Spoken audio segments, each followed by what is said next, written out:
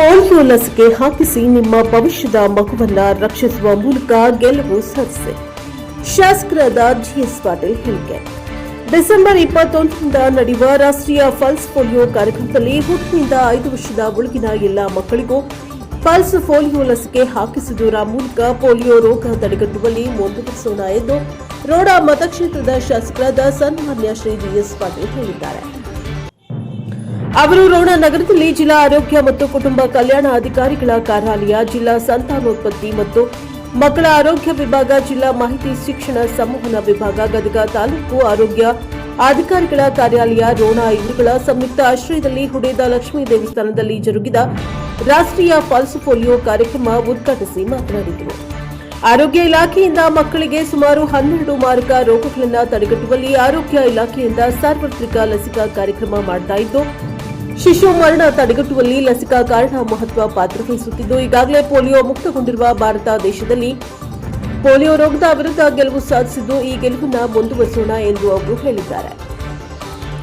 ಕಾರ್ಯಕ್ರಮದ ಇನ್ನೋರ್ವ ಅತಿಥಿಯಾದ ರೋಣ ತಾಲೂಕು ಗ್ಯಾರಂಟಿ ಸಮಿತಿಯ ಅಧ್ಯಕ್ಷರಾದ ಮಿಥುನ್ ಜಿ ಪಾಟೀಲ್ ಮಾತನಾಡಿ, ಆರೋಗ್ಯ ಇಲಾಖೆ ಮತ್ತು ಇತರೆ ಸಂಘ ಸಂಸ್ಥೆಗಳ ನೆರವಿನಿಂದ ಭಾರತ ದೇಶ ಪೋಲಿಯೋ ಮುಕ್ತಗೊಂಡಿರುವುದು ಭಾರಿ ಸಂತಸಕರ ಸಂಗತಿ.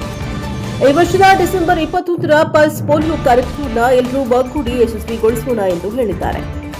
ಕಾರ್ಯಕ್ರಮದಲ್ಲಿ ಪ್ರಾಸ್ತಾವಿಕವಾಗಿ ಮಾತನಾಡಿದ ತಾಲೂಕಾ ಆರೋಗ್ಯ ಶಿಕ್ಷಣಾಧಿಕಾರಿ ಕೆಎ ಹಾತಮನಿ ಮಾತನಾಡಿ, ರೋಣ ಮತ್ತು ಗಜೇಂದ್ರಗಡ ತಾಲೂಕಿನಲ್ಲಿ 29,690 ಮಕ್ಕಳನ್ನ ಗುರಿಯಾಗಿಸಿಕೊಂಡು 191 ತಂಡಗಳನ್ನು ರಚಿಸಿಕೊಂಡು 5 ವರ್ಷದ ಒಳಗಿನ ಮಕ್ಕಳಿಗೆ ಪೋಲಿಯೋ ಲಸಿಕೆ ಹಾಕುವ ಗುರಿ ಹೊಂದಲಾಗಿದೆ ಎಂದು ಹೇಳಿದ್ದಾರೆ.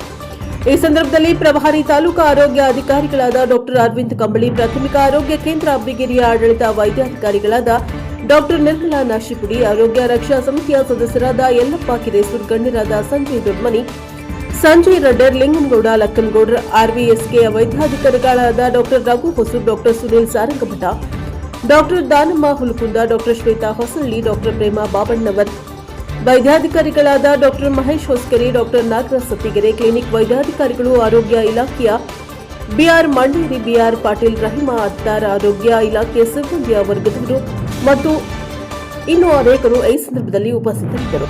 Bureau report Rudrappa Hebballi, NKS TV, Ron.